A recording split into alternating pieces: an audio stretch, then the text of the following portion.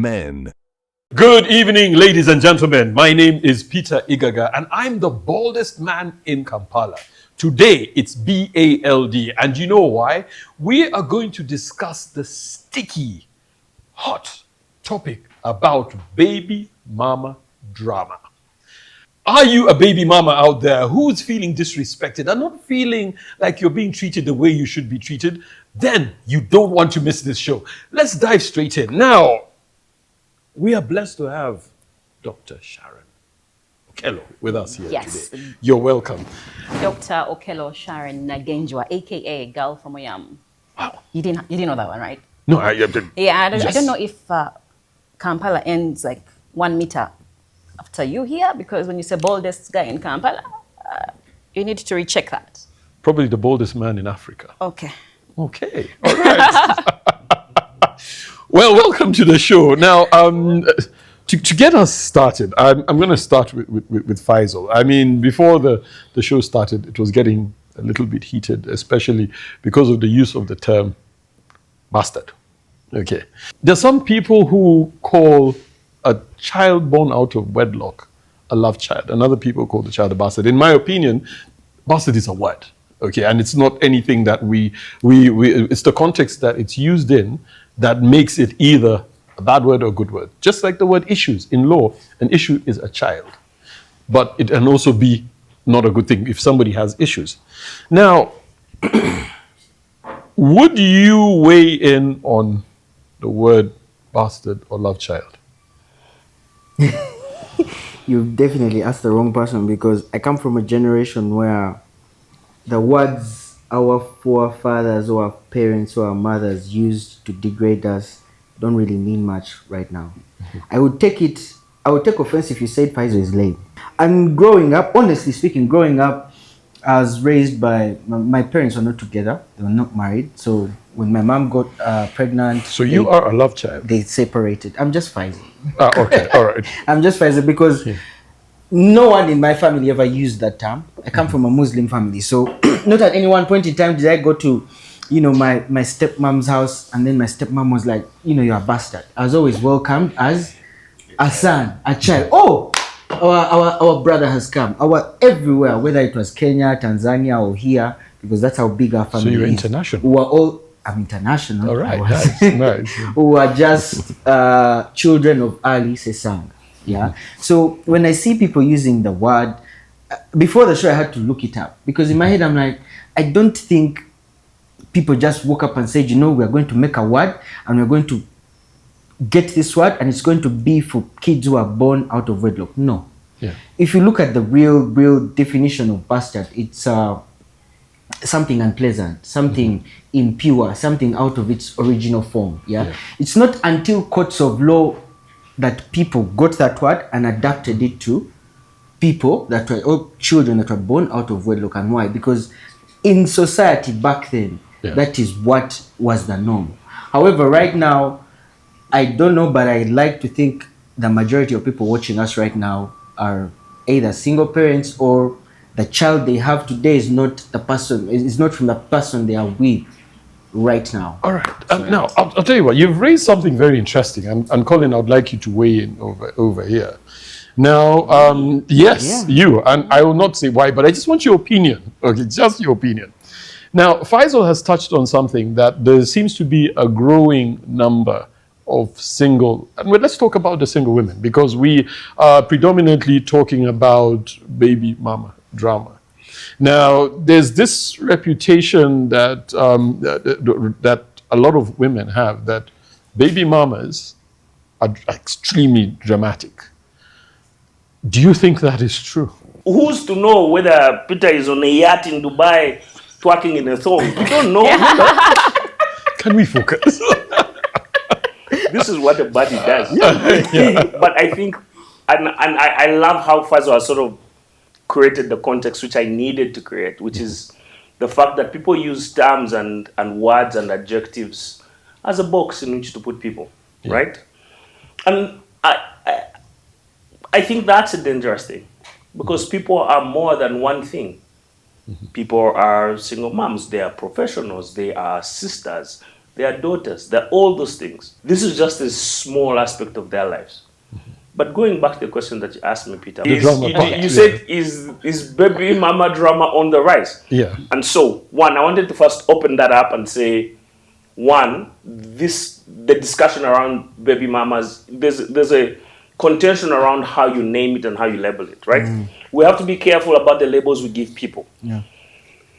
Two, I think that you have to take a historical look at this, at least at Uganda's demographics. So you think about all the people who died or fled the country in the 70s and the 80s. They left a lot of young single moms.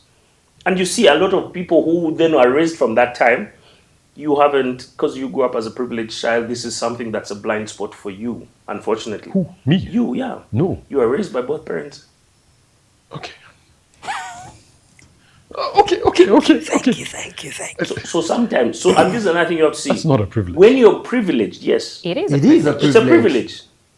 And say amen. If a significant number of people in society are being raised by single parents, one, because of the war, but two, because of the HIV scourge and epidemic of the 80s into the 90s, it's possible that you are seated in a small minority, which makes you blind to the reality of how the rest of society is seated. Yeah. But I've already just pointed out two factors that create large numbers of single parent households, right? War and Disease. exile and disease, right? So then you come the population explosion of the 2000s. That's Uganda, right? People have peace, they have a good life, people start to make money, economy is growing. You have massive rural-urban migration. So people are coming to towns, but life in towns is expensive, they don't know how to make ends meet. Then now you come to, where we are today. You have, what does Faisal call them? Content creators. Yoga moms. Yeah, yoga moms, Yeah. OnlyFans people. And people have to sort of figure out a way how to survive. In all of these periods, you see, you have situations where women will end up having kids, but they will not necessarily be attached to fathers. Yeah. But you see, the causal factors are different across time. So, to answer your question, now we've answered the box of the baby mamas. We've answered, obviously, what has happened in the last couple of years is you have people being a lot more outspoken, a lot more vocal about their rights, their presence. So previously, men would sort of demand silence from women, don't destabilize my home, right? So the baby mamas will have the children and they'd be hidden. But like now, people are sort of living, full, dignified lives.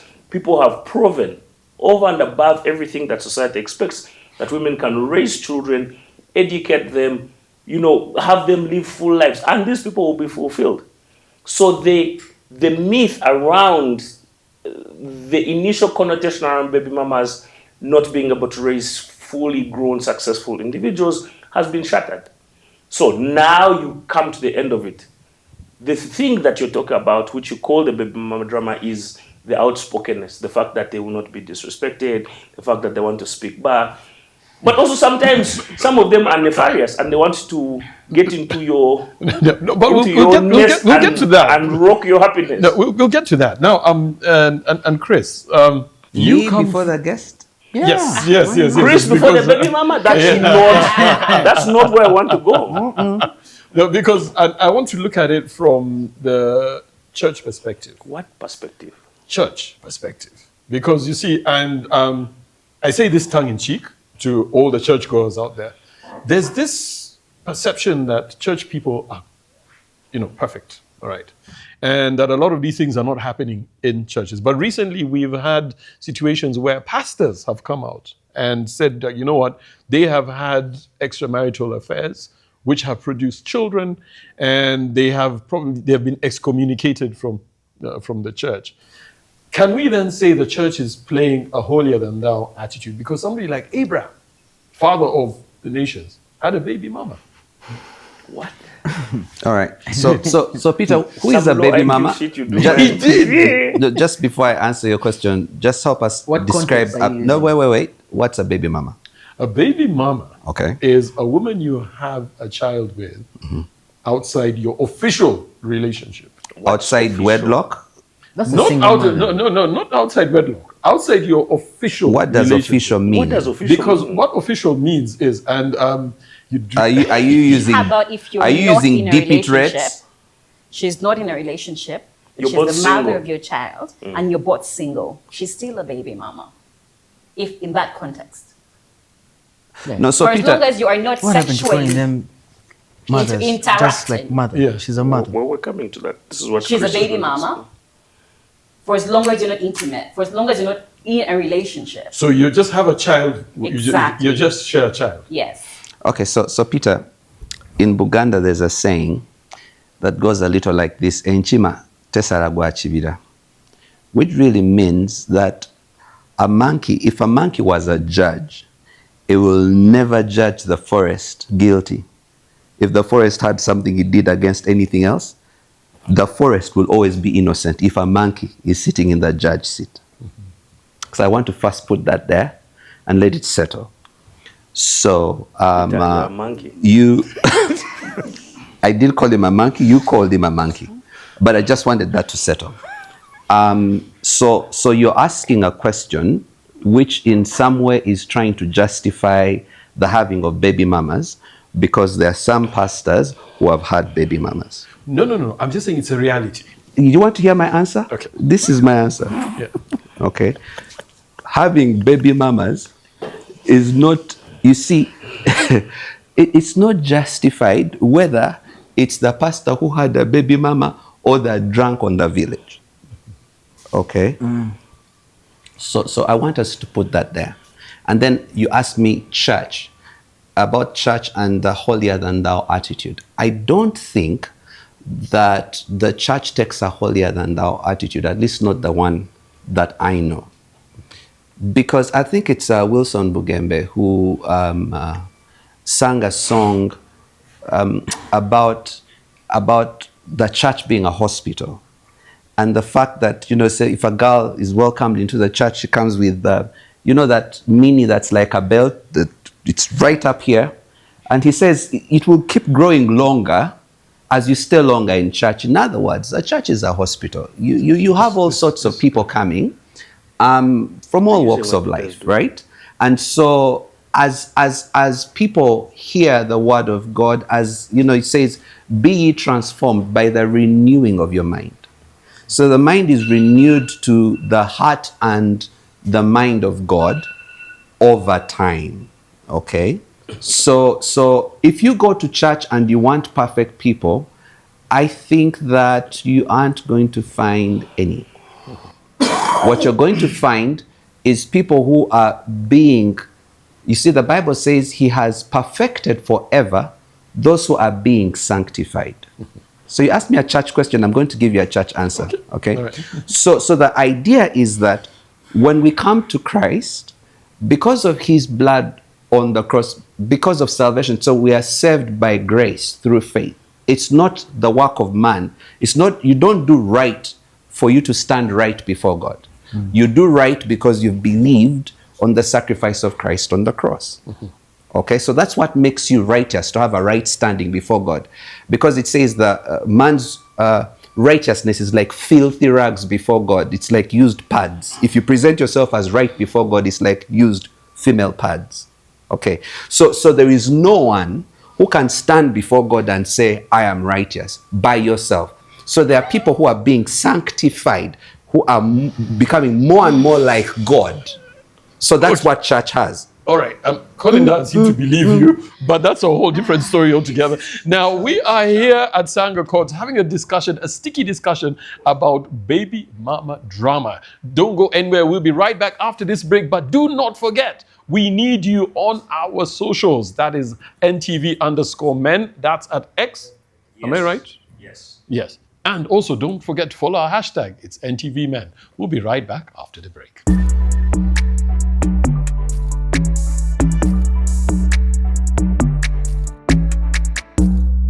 Men.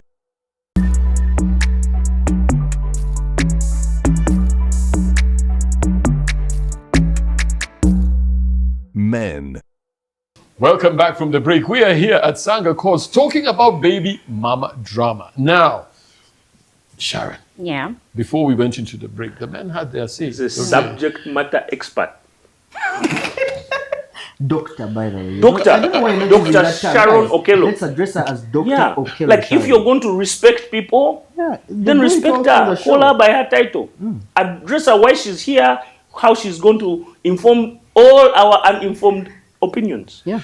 Dr. Sharon Okello, Yes. good to have you here. I'm glad to be here. Yeah, now, before these gentlemen decided Before to get Colin got excited. Yeah, Colin got excited and started doing Colin things. Now, let's talk about baby mama drama from a woman point of view. Do you think that baby mama drama is actually a result of men not picking up their responsibility? So women are just trying to demand attention that they need to have. Okay. First of all, when you talk about baby mama, you have to talk about baby daddy Okay? because they move together. Where a baby mama is, There's got to be a there's a baby baby dad. daddy. Yeah. So I don't know why you're calling them because the men. No, So say because the baby daddies are not taking responsibility. Sindio. Allow me first say one thing about bastard. There's what we call good manners and bad manners. But as a human being, you must have conscience that tells that when I say bastard, I use bastard on a certain individual, they won't take it politely. It is only fair to say, oh, your child. Why do we have to give titles that may hurt other people? Do you need the dictionary to come and tell you that that is bad manners? You know, that's only fair. Now, about baby mama drama, you're generalizing it. First of all, I'm talking from authority. I am a mother of a wonderful man's children. I wouldn't term myself baby mama. But are you guys? No, we're not married? together. I'm a mother. I'm a mother of his children. Are you Inspector Derek? All these questions you're asking. Listen. Clarity. We're just getting clarity. Yeah. Yeah, so no, we're not together. Not been together for years. But I'm not going to say that there's no drama attached to it.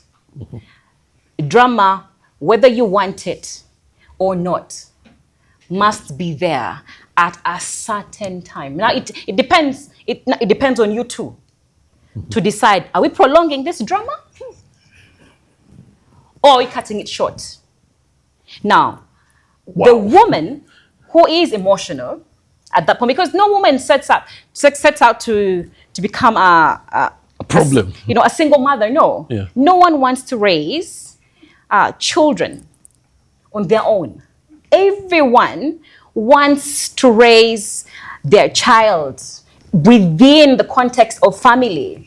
Because we know that society, first of all, will disrespect you as a woman the moment they know, or yo, bufumbo walema, or, yeah, but, there's just too many terms. If you're disrespected by family, you're disrespected, there's too many attacks on that. So no one sets up But for then, that. Sharon, sorry to just interject. Then why get another child? If you know one is hard enough, then why get another one?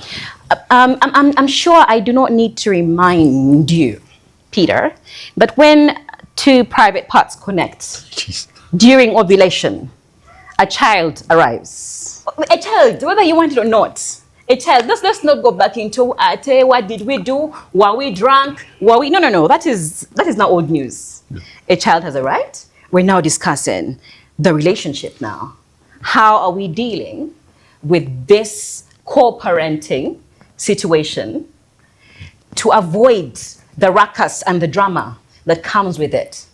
Because what people don't know is when women give birth, there is what we call psychosis. Like real psychosis? Yes, psychosis. There's a mental illness that some women are faced with. Now, it might be mild. There is postpartum anxiety. We are all aware of postpartum depression. Now imagine you're going through psychosis, which is the bigger, it's the more critical one. Then or postpartum anxiety or postpartum depression. And then at that time you are separating with somebody you thought you're going to spend your life with. You get triggered by anything. I mean, imagine you're passing and then you're seeing a chanas holding the guy's waist, and that should have been me. But it's not you. Exactly. Then you hit with the verbal diarrhea here on the phone immediately. Or if he helps you and he picks your phone call, which sometimes does not happen because he's not in a position because to. when a chap leaves you, you're now like Jeez. the chap hates your ass. Sorry for language. When a man leaves you, because of the whole experience of first of all getting pregnant, you're fat and all that stuff. When a man decides to love another baby, the one thing baby mamas, mothers of children must first accept, they don't like you. In fact, they hate you. In fact, even if he doesn't, come on. no. Even if he does not hate you, it is safer for you as a woman to assume He does. he hates you. Don't assume he loves you, because you will cause trouble. You'll be in trouble. You will embarrass yourself. You will send love messages that they will show, baby, you see, she has sent me a message. You will send you will send your nudes, you will send your bum-bums. You see, this woman, I don't know what she wants. In fact, you're a catalyst of promoting the love affair of these people, because you're giving them something to discuss and talk about. If they're not jokers or humorous people, that is humor enough. That is comedy for them. You're giving them a movie for free. But then why? The question is why? Why are you doing it? Because it first of all hurts. It hurts that you're raising this child on your own. And then some men will hate you and the child completely. I'm not going to blame that only on the men. Anyone who knows me knows that I am a very liberal person. I won't blame that only on the men. As women, and I'm going to speak for myself, I will say I have a strong father of kids. Because within that fast, short period, my mouth was on fire. Yeah. But I had to sit back one day in my living room, and I called and he didn't pick. I called several times and he didn't pick. And I said, Sharon, the truth is, tebakwagala. A woman has taken over. If you want to have peace, you have to go backwards. So, All right. I have a question. Yes. So, before Sharon opened this book of Lamentations, Yes. Make that 2 questions. 2 questions. Yeah, me and you. Okay. We have 2 questions from observation. Yeah. He's a strong man, you said? Very strong man. Very strong, obviously. Because he's delivering the goods. So, the question that I am asking, is it that he was yours, then he was taken, or did you find him already somewhere and then you said, maybe I can seduce him with the offspring? No. I will not say he was mine. Okay, No one belongs to anyone. Yes, that's true. First of all, That's true. We were in a very Good relationship. And then as life has it, things begin to evolve. Okay. Falling in love happens, even if it is not with you. Yeah. It is falling in love with someone else. So the reason why I was asking this is because I think that you can see there's people who are in your situation, which is unique, and absolutely feel for you. I empathize with your situation. And then there's other people who get into this situation. They find a Red Bull and the juice already together. Then they say, let me try and add another juice on this side. So they hope that they can lure the Red Bull away from the juice. Yeah. Then they find that there's still a glass of juice by themselves. Peter. But the second question is from Paizo. My question was, were you guys married? Ah. We were not officially married. So why did you think having a child with him would think you guys are going to stay together? No, there was nothing like that. First of all, I was very young.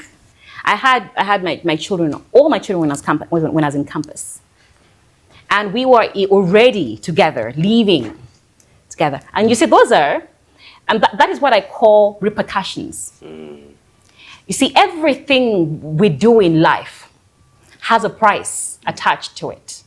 That's why I keep advocating to women, young women, don't be deceived that when you give birth, For this man. it's a guarantee you're going to get married. That seems to be the common Peter, thinking. Yeah. Peter, I would like to speak now because the first time you asked me... But before you speak, let me hit you with something though that you talked about. Please go on. You mentioned the church.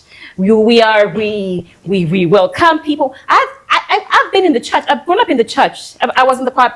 I was singing the choir from when I was 5 years old. And when I got pregnant and I was not married, I was fired off the stage to only sit at the back. And that was my seat. I was not allowed to sit at the front. I won't mention the church. So first of all, Dr. Sharon, I'm really sorry for how you were treated, because in the Bible, there's a woman who was caught red-handed, committing adultery. And she was brought before Jesus by the Pharisees and the teachers of the law.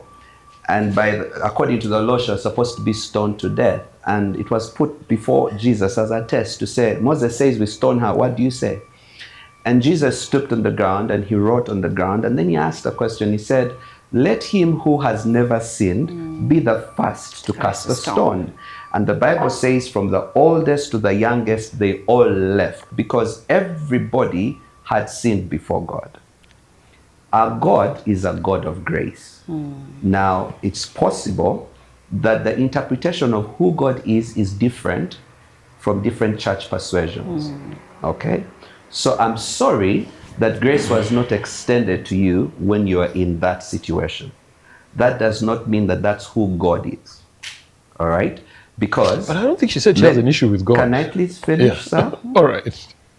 Because what happened in the Jesus story, after they all left, Jesus asked her, where are the ones who accuse you, who condemn you? And she says, they are nowhere. And this is what Jesus said, neither do I condemn you, go and sin no more. So God is able to separate his grace toward you as a person and the sin. Okay, so Jesus wasn't saying it was okay for her to go commit adultery or to fornicate. But he was extending the grace of God who accepts a sinner who comes to God seeking forgiveness and restoration. Okay, so I'm sorry that that wasn't extended to you. So that's my first point. And it's not what I wanted to say earlier, but it's because of what she said. So can I say what I wanted to say? Please. Okay, great. The way I see it, there's this is a layered conversation. The first thing is that when we say baby mama, it's so I imagine guys having a conversation, and there's this lady who calls, and she's so angry and she's going off. So the guy is like, guys are like, what's going on? Like baby mama drama. Okay, let her talk, finish, and after, yeah, is that it? Beep. So it's the kind of thing guys say, referring to a Dr. Sharon, who's sitting in her sitting room, and she's really mad about something, and this is the guy dealing with it and how he calls her. So that's one.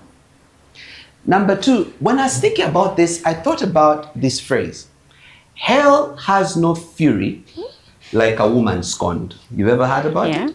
Okay. It actually comes from a guy called, I looked it up, William Congreve, and he wrote, it comes from a play he wrote called Morning Bride in 1697. It's that old. And this is how he coined it. He said, heaven has no rage like love to hatred turned, no hell a fury like a woman scorned. In other words, there is rage when love turns to hatred. There is fury, worse than hell, when a woman feels scorned. if you had Dr. Sharon, this is what she was saying. You loved me. You had all these things you had to say about me. I have your babies, and you start treating me, in her words, like. Did you hear that? Yeah. So this whole backlash is coming from someone who was once loved and is now hated, and their response is fury. If you give me a moment, maybe after the break, because After you look the like break. you want to have a break, Yes, I want to add something. But Well, I'll tell you one thing. We do need to get into a break, but Yeah. one of the things which I think we'll need to look at when we come back is this thing called love.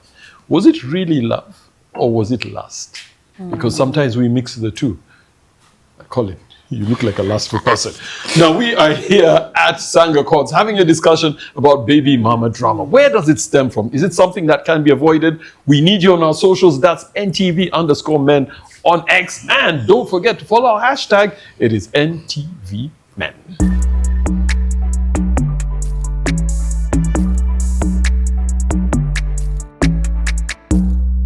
Men.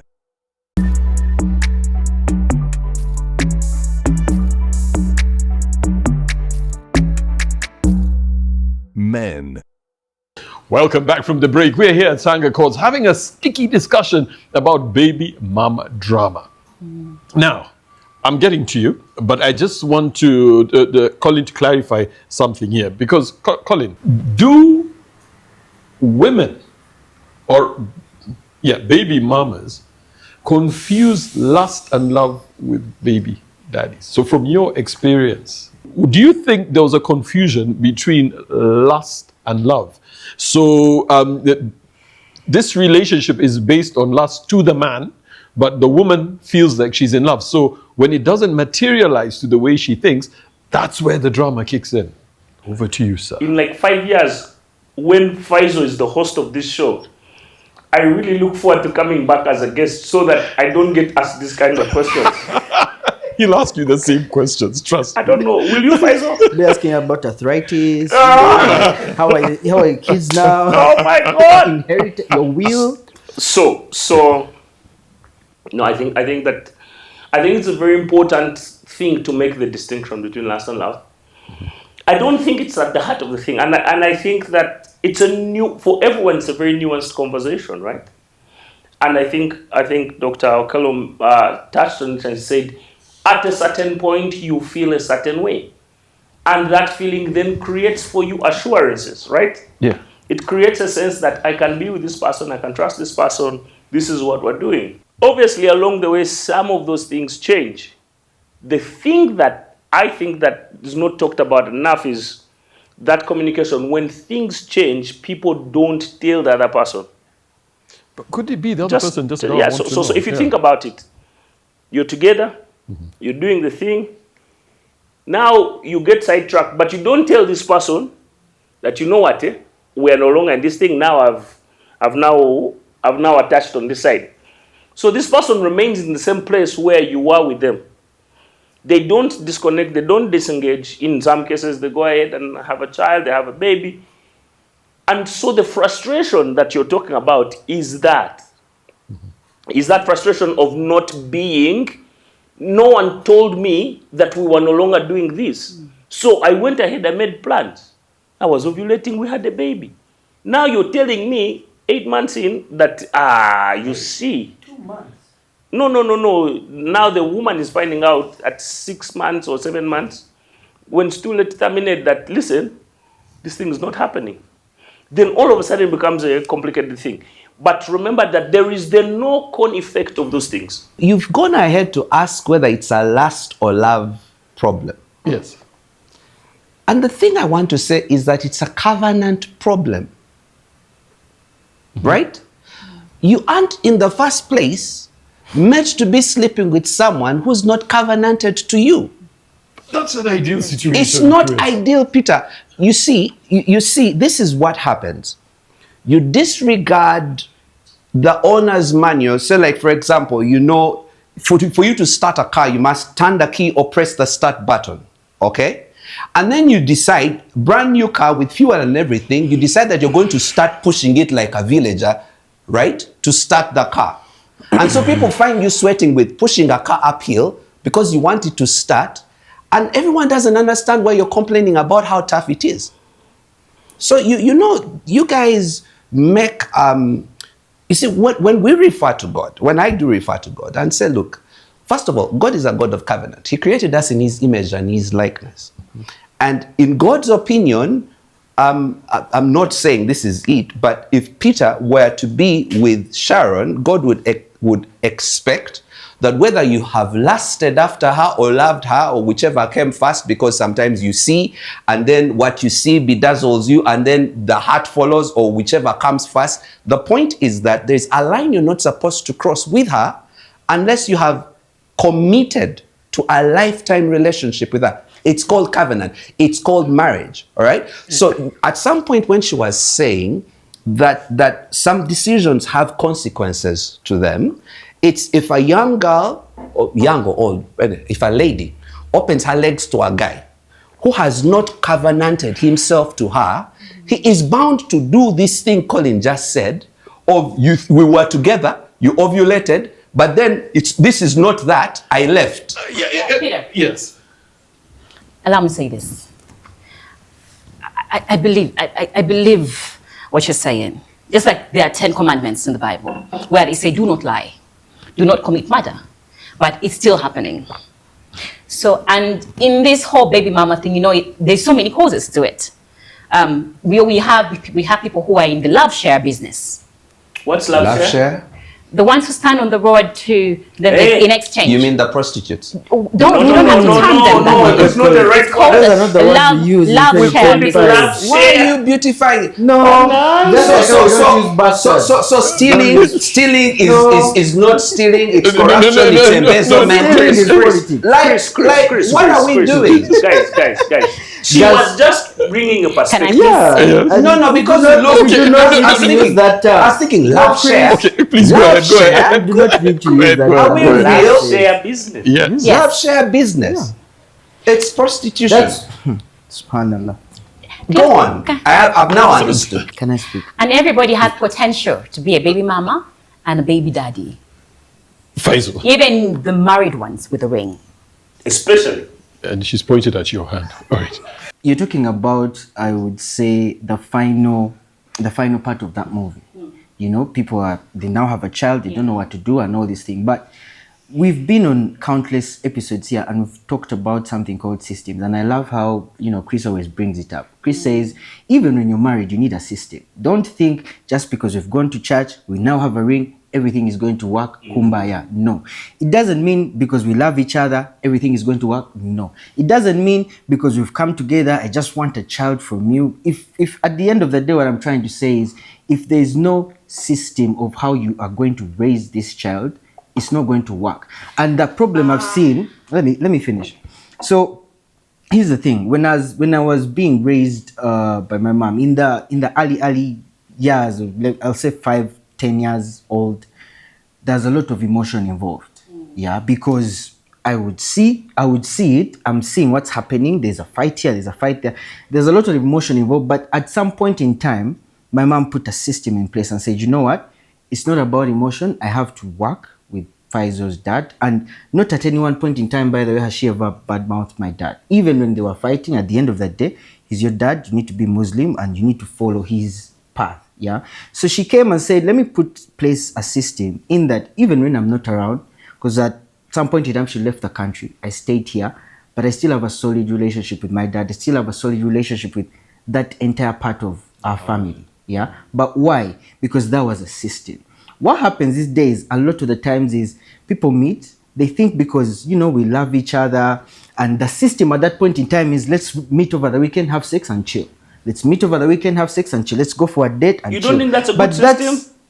It's a good system for two people who are dating. It's not a good system for people to raise a bad child. system. Yes. Yeah. Actually, it's a bad system if you're not going for marriage. Are you happy now? Go on. So let me, as I conclude, yeah. So, I've before when I used to grow up seeing adverts of people telling men you need to go for antenatal with your wife, or you need to go for marriage counseling before you get married. And I used to think that's like brainwashing. They have to brainwash you so that you enter that system. But now that I have friends who have gone for marriage counseling, who have gone for this antenatal care alongside their pregnant girlfriends and wives, I now understand that it's such a big thing for you to just walk in without a system. The system centers the best interest of the For the child. outside of how you feel, outside of your need to be loved, outside of your need as a baby daddy to control the woman, outside of the woman's need to control the man. The system, I guess, dispassionately rises above all those things and simply says, this is the best interest of this. This is the central focus. If you want to remarry, that's fine. If you want to have another wife, that's okay. But this issue that's here, this is the best way to take care of it. And I think that's a smart way for... Is this drama about money at the end of the day? Or is it because you see, the reality is if a man has no resources, he's a poor guy. Just, I don't believe he'll have drama. Could it be because, and I'll just break it down, and because this happened in my family, one of my family members moved on, then took his child to a certain school, an international school. Then his child from his previous relationship, his wife from his previous relationship got very upset and said, now this other child needs to move to an international school because they all otherwise bring the other one to a local school. So is it just about resources? Then we wrap this up. Peter, the most passionate book in the Bible, closest to love between a man and a woman, is Song of Solomon, right? In chapter 8, verse, I'll read you from verse 5. It says, who is it? Who is this sweeping in from the desert leaning over her lover? So these women are having a conversation with this woman who is in love, talking about her husband. And then she says, I aroused you, speaking about the man, I aroused you under the apple tree where your mother gave you birth, where in great pain she delivered you. Place me like a seal over your heart, like a seal on your arm. That looks like marriage when you have a ring on your finger, okay? And it says, for love is as strong as death, its jealousy as enduring as the grave. Love flashes like fire, the brightest kind of flame. Many waters cannot quench love, nor can rivers drown it. If a man tried to buy love with all his wealth, his offer would be utterly scorned. It's not money. Emotion. It's about love. If she feels unloved, you get fury. Yep. And we know very well what hurts you. Parting shot. You know, Man, just been is your money. Parting shot. Was a really fruitful conversation. And I guess in closing, we do have to say you have to be careful because, there's wild people out here. But also, I guess, that speaking from experience, but also from what we've learned here, I think that strong boundaries help, right? So if you're in a situation where you already have a baby mama and you're trying to work that out, I've found my experience is very, very strong boundaries they do two things. One, they keep the drama away, but also they keep your current partner secure. They give them that sense of security that this thing is being handled and that there's no untoward occurrences that will come. So that's my thank you. Great stuff. Faisal, your parting shot.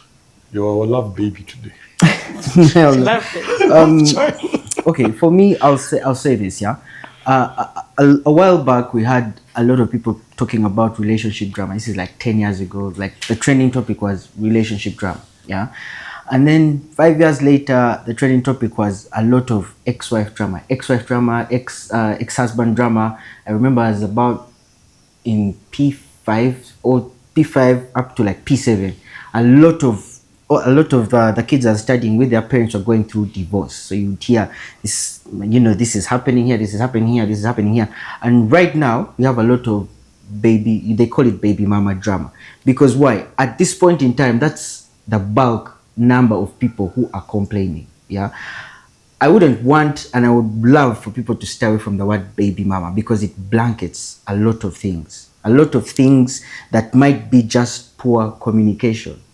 When people are meeting, they have sex, I don't know why they don't think at some point in time you might get a child. So it's not just going to have to run on love, but at that point in time, when the child comes and the child has come and there's nothing like an abortion or anything, people have to understand that you cannot run a family on emotions. You cannot run a system, you cannot run a business on emotions. So I don't understand why we always try to think child support is a favor as opposed to it being an obligation. If you're two people, you've come together, you now have a child, the point is the child is there, the child is innocent. That's the point of the matter at that point in time. Your emotions, how hurt you feel, how disgruntled you feel, whether they betrayed you or not, it might matter, but this child is going to outlive both of you. And ideally, that's what every parent wants, to outlive their children, to outlive them. So if really you have, or you've had this child and you're making all these arguments, you're calling your baby dad, you're doing all these things for that child, I might assume, or I might say, foster an environment that's going to be best for that child. And that's a system. Sharon, your party shot. Okay. You can set up as many systems as you want. The man, don't call me at this time. Set up boundaries. In fact, go and write down a full policy of the system you want people to follow. And I can assure you, it still won't work, because the system is not that's just a vocabulary. The system is here, the heart. In everything that we do, it's heart and mind. That is why you have to choose either hate or love. The Bible says, love your neighbor as you love yourself. So what are you going for? Are you going to hate him forever? Are you going to hate her forever? No. Now, I chose love. I ran my entire world on love. You will hurt me today, I will not say a word, because that's love for me. That means I will not attack you. I won't try to cause drama. I will choose to love. Now, whatever you do after that, that's your sin to carry, not my burden. So at the end of the day, fellow women, fellow mothers of children out there, you might plan revenge, but I can assure you on one thing, that's your sin. Whatever revenge you're concocting, it doesn't matter what he did, how he did it, with what style, in what land, it does not matter. But when you come out to revenge, now that's your sin to carry. Two wrongs don't make a right. And you have somebody there that did not ask you to bring them into this world. Your physical activities did, and they happen to be in this world. So choose. Do you want them to win or to lose? And the only way they win is love. All right, that sounds very poetic. Now, ladies and gentlemen, it is an interesting Tuesday night. On my side, mine is very simple. I'll reserve my comments. But at the end of the day, I believe in my heart of heart, it's about resources. Women love money, and if you don't have money, they're not going to chase you. If you have money, you're in trouble. That's just the way it is. So guys, protect your money, protect yourselves. That's the only way you'll stay alive and stay with no issues. That's it. My opinion, okay? Because you think, would you chase would you have a baby with a broke baby daddy if you knew he was broke? You wouldn't. Have yourselves a great night. We'll see you next week, only on your favorite show, and that is Men.